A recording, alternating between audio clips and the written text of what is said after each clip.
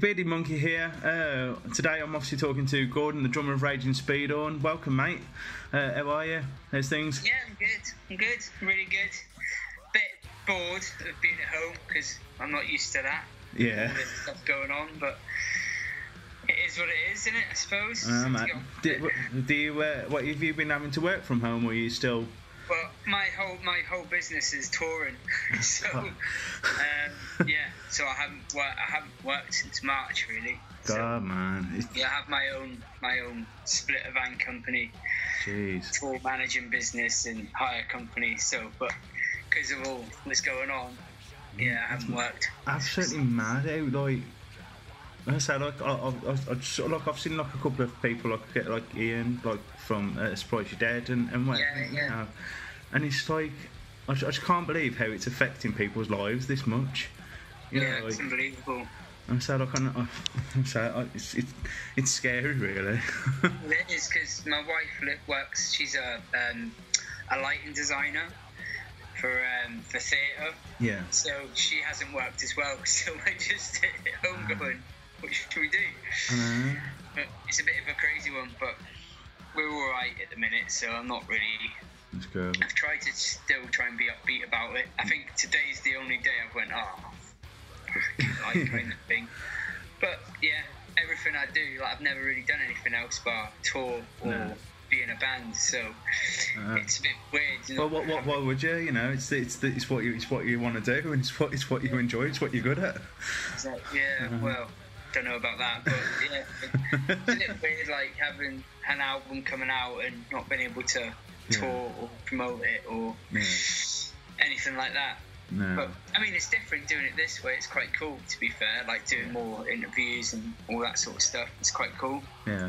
I'd rather be out playing some shows. Yeah. Meeting people face to face, having a couple of beers while you're doing it. Yeah. But that's not happening at the minute, so it's a bit rubbish. But there we go. Yeah. Well, I mean, you guys have kind of been pretty much a constant on the UK metal scene since 1998. Yeah. I mean, like, how do you guys? I mean, obviously the music industry's probably changed a million times in between that time. How do you guys keep yourselves relevant to, you know, the audience that you guys have? Yeah, I don't really know. I mean, I think because we stopped in 2007, I think, and then we had like 7 years break before we came back. So I don't know. I think what keeps us relevant is we don't sound like every other band. Yeah. Every other metal band. I think that's what sort of interests people, I suppose. Yeah. So I mean, we've never really followed the trend. We've just done what we want to do and do what you will like. Yeah. I think a lot of bands don't do that. They try and follow the trends where that's cool if it works. But yeah, with us, we don't give a fuck about that kind of thing. We just do what we want to do, and if people like it, they like it. If they don't, they don't. So I think. I mean, it's what I think from. I mean, I can't remember when I first heard you guys, but it was really sort of early 2000s, and it was one of those sort of sounds that I was like, "What is this?" You know, like it's just pure, unadulterated aggression. It's really weird because. You know, it's. I don't know. When people say that to me, I'm like, "Oh, does it?" I don't really think about it. Yeah. That's the thing with us. We just didn't ever think about what. Even now, we don't really think about that. We just do what we want to do. Yeah. And we did. I mean, like we were like them sort of come from a council estate kind of kids with nothing and had a lot of anger. You know, it's just what it is. That's what it was all about back then. It was just the sound that came out, sort of thing. Yeah, it still is. I mean, like, I think the sound's changed a lot. Yeah. So what it used to be, it was a lot grittier back then, but that's because we had no money and we had to do it. Yeah. It's in studios. Yeah. You know, and it's like that's what I was saying some of the other days. Our first album was recorded in one day. It was like that was it. So. It cracks me up when people say, "Oh, it sounds amazing." I'm like, it sounds like a bag of shit, you know. But that's what people like. That's what it's all about, I suppose, isn't it? But yeah, and I don't know if we are relevant now or not. But you know. No, I mean it's just one of those things. I think, you know, whenever I sort of speak to anybody, and you mention Raging Speedhorn, and everybody goes, you know, yeah, they're awesome. It's a weird one with the Speedhorn. I think it's either your lovers or your haters, kind of bands, you know. Which, you know, I can understand that as well. We had this guy on like our Facebook page the other day saying, "Oh yeah, you're not as angry as you used to be." I'm like, and Frank was like, "I'm a 40-year-old man with 3 kids. Like, how am I? I'm more angry now than I was when I was 18." You know, and it's like that sort of thing. But it's just, it is what it is. Yeah. It's quite funny when people say stuff like that. But I mean, you can't always keep. You're trying to evolve as a band. You can't just carry on doing the same kind of thing all the time. Yeah, I think. No, definitely. I mean, look, obviously, you know, you've sort of had a brief mention sort of there. So obviously, you've had a few lineup changes as of recent. Yeah. The most recent being the departure of John, which was about this time last year, wasn't it? Sort of September-ish time. This time. And the addition of Dan on vocals, who once again, you know, he's got his own stage presence that he brings to it. Plus the additions of Dave and Andy. Kind of what effects does this have, or has this had on the band? You know, has it sort of driven the sound, or has it made it? You know, what's it done with the sound, really? I think it's definitely. I think we're sounding better than we have done in a long time. I think Andy's brought his own thing to it because he comes from 100 Reasons as well. Yeah, he's brought in such a different sort of bass tone and just how he plays. He's an amazing bass player, to be fair. I was so happy when he wanted to do it because we were going to bring him in as a guitarist at first, and then we wanted Dave in his guitar, and I said, "Oh, we should get Andy in as playing bass." And he came in. It's driven it on, and it was made us a lot tighter as a band, I think, with Dave. With Andy on guitar and Andy on bass and Dave on guitar. Definitely has. It's just given us a bit more energy, I think. It's sort of brought it back. Has it made it like fresher, would you say, or? I would I would say that, definitely. I think it's with Dan coming in the band, it's made it fresher that way, because I think with Andy and Dave, their bands did quite well on their own. Well, obviously Andy, and but with and I mean, I'm not downplaying Dan's old band, but I think with the stuff that's coming in and all of this stuff, Dan's really excited about everything. I think sometimes we get a bit blasé with it, you know, we're like, "Oh yeah, we're playing this festival, whatever we're doing," and Dan's like, "Oh, that's amazing," or we're getting played on BBC Radio 1 or 6 music. It's like, it's amazing to him, and it is to us, you know. It's great to me, it is, but it's definitely spared it and give us a bit more excitement and energy about the band. That's definitely cool. Has writing wise as well with Dave and Andy was amazing. Just brought a different kind of vibe to it as well.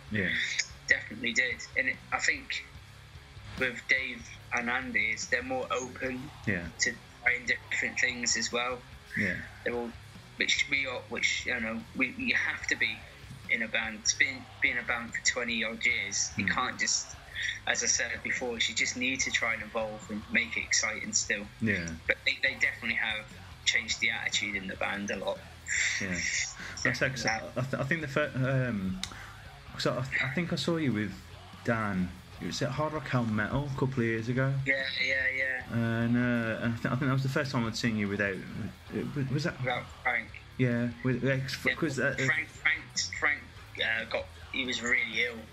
So he had to bow out for a good few months. Well, for basically a whole year, really. So that's why we sort of had to do the stuff what we agreed to, and then we just stopped after that until we knew Frank was going to be okay, really. But Dan came in and did an amazing job, really. And he had literally like a day's notice. So we're doing the second leg of the Skin Dread tour. Frank can't do it because he's not well. He's got to go in the hospital.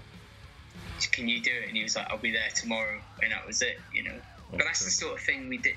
Like even with Dave, we had CKY dates. Yeah. In Ireland, and we just said, "Oh, can you do him? We can't practice, but can you do him?" And then we did like a warm-up show in Bolton, and he just came on and just smashed it, like just knew everything. And I was like, because we're like that, we don't really rehearse too much. Yeah. We do now because like we're just trying to do it a bit more professional. But yeah, David just came in and just smashed it. Same with Andy. Yeah. And it was like, this is the band. So so he came in and did bits with us, and then John couldn't do a couple of things, so Dan came in. Yeah. And then when all that stuff happened with John, Dan was the guy we wanted in straight away, really. Awesome, man. Yeah. In the kind of the reflection of obviously your 20+ year career now, and what with the amount that you guys have achieved, what would you say is your holy shit, I can't believe that just happened moments? You know, if you could pick two, what would they be? I don't really. It's really hard to say that. I think the one thing what I always think is insane is we got signed as a band. You know, being able to go off and do the stuff what we've done is insane. But I think like the biggest achievement so far is doing this record and it sounding the way it does. Yeah. You know, like it's been this record has been a hard time to get to, because we had to wait on Frank being well and people leaving the band and then like finding new people, going in the studio, you know, Don leaving halfway through. Well, when it comes to his vocals, he left or sort of, you know, agreed to leave. So it was just such a big thing to try and get this record to where it is now, you know, and then getting a manager and all that stuff to do it properly this time. It's, to me, that's the biggest achievement I think we've ever done, really. It's one of those things. It's easy to sort of go, it's not worth it, we're just leaving it, but then it's, you know, the overall sort of achievement that you feel, I suppose, isn't it? I don't think, the thing is with me is I'm so sort of strong-minded, you know, and it's like, to me it's my band, because I'm the only member that's been on every record, you know, so I'm like, no, we're gonna fucking do it, it's gonna be amazing. I don't think we would have ever done it if it weren't through Russ as well, because Russ was there going, no, it's gonna be great, don't be silly. And it turned out, I think, I mean, it's hard, so you always think the same thing as every record comes out, but I do think that this record really stands on its own. And it just, to me, it sounds like Raging Speedhorn, back to like the first sort of the second record kind of vibe. It's, you know, it's got that fucking awesome attitude about it, and it feels like we're all in it together again. Where the last record really didn't really think that. I think that was sort of like we were testing the waters to see how it would go, and and the reception of this record's been amazing. So I think it's the biggest achievement. I love when I was listening to it while I was obviously preparing for tonight, and I just love that. So like the wall of sound that you get with Raging Speed, I love a wall of sound. Just when you put it on, you're just like, shit, like you know, like it's just, you just get mesmerised by it. And every track had that, man. It was sick to listen to. I loved it. You know, so I don't know how we've done it, but like I was listening to it the other day, and every song is quite a catchy. It's got really good hooks on it, which is sort of mind blowing, because we never really sit there and go, oh, we want this. Like, we never really hear the vocals until, well, Frank will come in and he's sort of like a conductor of the band, really. He's so talented, Frank is. So he'll be like, no, you should do this here and blah blah blah, and then he'll just come in with these vocals, and I'll be like, holy shit, where did they come from? You know, and like that. Same with Dan. I mean, we sort of said to Dan, like, we're going back in the studio to do your vocals in a week and a half, 2 weeks. You need to have your stuff ready. And like that, and it was the first ever time that ever happened. Was like he went off and he booked a practice studio and just did all his own vocals and made sure they were great. And then he came down, and me and Frank were there just going, it's amazing. It was the first ever time that had happened. Yeah. You know, it's not saying John didn't do his bit, but like it felt like everybody was in it together. Because you guys are pretty scattered, aren't you, around the place? Yeah, I'm in Wales. Yeah. Frank's still in Corby, just outside of Corby, and the rest of the band are based in Stoke now. Yeah. So basically, me and Frank just drive to Stoke when we have to rehearse and stuff now, because everybody's from Corby to Stoke's only about an hour. Yeah. For me, it's like 2.5 hours, but I'm just so used to driving, it doesn't really sort of bother me. It's just like the other day we rehearsed, and it was like I drove up there and back in one day. It was just it is. But I mean, if you're committed to it, and you want to do a band, it doesn't really bother me about how far away it is. Or it's just, it is what it is. It's obviously you're going up there to see your brothers and to have fun in it, sort of thing. Exactly, and it was like at the end of the day, I mean, I've lived in Wales for like 17 years or something now. So even when the band was still going and everyone was based in Corby, I mean, I lived in Wales anyway, so it was just one of them things. Just if you want to move away, you have to make the effort to get home, get back to wherever you need to go to rehearse. So that's not it's never been a big deal really. Awesome. And to be honest with you now, everyone being based in Stoke is a lot easier, because we just know that me and Frank just have to get there. Yeah. And that's it, where before we'd all have to come in from other places to rehearse, and now it's a lot easier. But it's sort of things. I've heard a little rumour that at Raging Speedhorn, whenever you guys put on your rider, you always order 20 cheeseburgers. I don't know whether that's correct. It used to be. Yeah. It used to be, but like, we don't now. We're like vegetarian now. So I was about to sort of say, what's kind of the funniest thing you've ever requested and actually received it? Just ask for stupid shit and it'd just be there. It'd just be fucking mad, like pants, like in socks, fucking anything, and it'd just be there. You know, we probably would, even if we asked now for stuff, we'd probably still get it. Yeah. You know, but like, I mean, our riders were fucking mad. It was more booze orientated. Yeah. It still is, to be fair. if anything, it's like, right, what do you want on the rider? Fuck everything. Just get us some booze on there, and we're happy. You know? Yeah. still like a good piss up, but yeah, it's all the riders back in the day were just insane. Like alcohol wise, it's just nuts, and it'd be all gone by probably the time we go on stage. You know, it's mad when I go on tour with other bands and they go to sit there with a bottle of Jack Daniels. God, this is awesome. I'd be like, that would be gone the minute in the venue. That would be gone in 5 minutes. It'd just be gone drunk.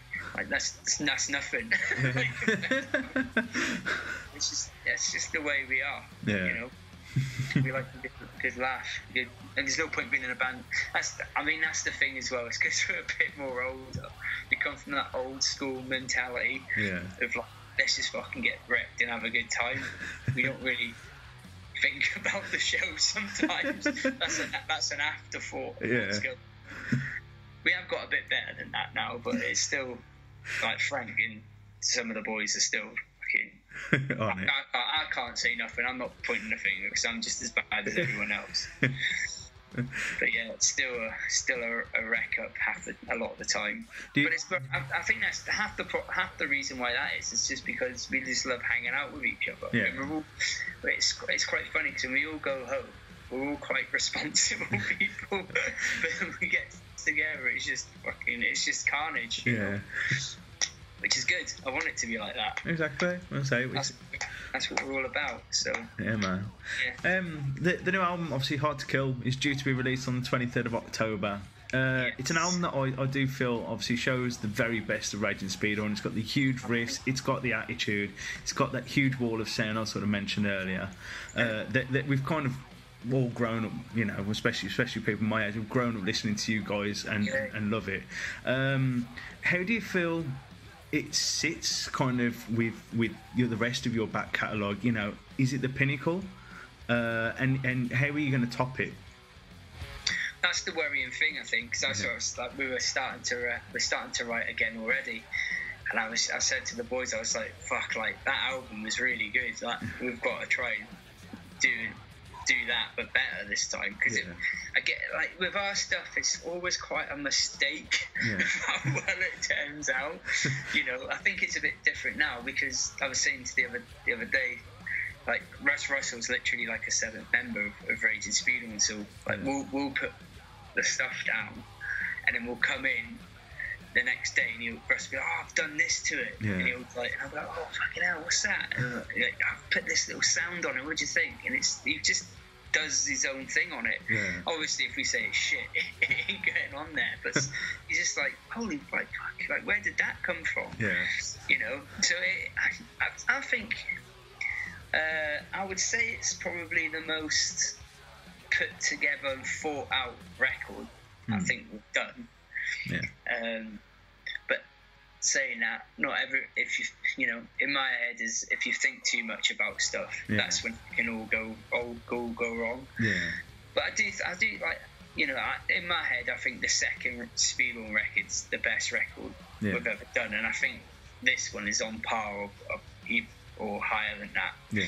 Definitely. Awesome. I would say it's the best record we've done. Yeah. So far. Awesome. Definitely. The album ends with a pretty killer cover of T-Rex's Children of the Revolution. A song I always thought would be an epic metal record, actually. I'm gutted because like we put it on the record, and then I've realised that loads of other people are starting to like they've released it as well. No way. But everyone I've heard, I'm like, it's not as fucking good as that one. So I'm not fucking worried, you know. To be fair, it's a pretty faithful cover that you've done, but just added that bit of Speedhorn balls to it, I think. Yeah. Whose idea was it to do that? Mine. Was it? Well, I was like, we were all just sort of going, because we got to a point where we'd had like, I think we had like 8 or 9 songs. Yeah. And we were sort of going, like, should we write another song or not? And then our manager was like, no, every album is good albums, a 9-track album. Yeah. Like which Dio's my favourite. Yeah. Dio is like, Holy Diver's only got 9 tracks on it. Like, just keep it to 9. And I was like, oh, okay. So like, we go, should we do a cover? Like, sort of, we were banting, and I was like, what about this? And everyone was like, fuck yeah, let's do that. Yeah. And it was like, even that, we sort of had it in the back of our heads. We'd never practiced it. We'd never played it together. Yeah. And then at the end, me and Andy were in the studio. In Russ just said, right, do you want to do this cover? And I said, we'll put it on, let's have a listen. Yeah. And we just did it and I just said, can I just play along to it? Yeah. And I just played along, and that was the drum take. No way. Yeah, and that was it. And then I didn't hear anything until I went down and they were doing the vocals, because Frank's wife did all the violin stuff on the record as well. Yeah. So when I heard that, I was like, "That's it. That's the one." Yeah, I say it is just one. I can't believe how like faithful it is, but then I say like how you can tell it's you guys doing it. You know what I mean? Yeah. It's awesome, man. Yeah. Well, I mean, we've done quite a few covers through the years, but I always think is if you're going to do a cover, you've got to do it close to what it sounds like. I hate bands who do covers and it's not right. Yeah. I was saying something the other day, and it's mad because it's such a big song, but the Kill Switch Engage Dio cover, I can't stand it because it's not right. Like in my head, it's just the drums are so different and they play it different. I'm like, why did they do that? But who am I to say when it's such a big song for him?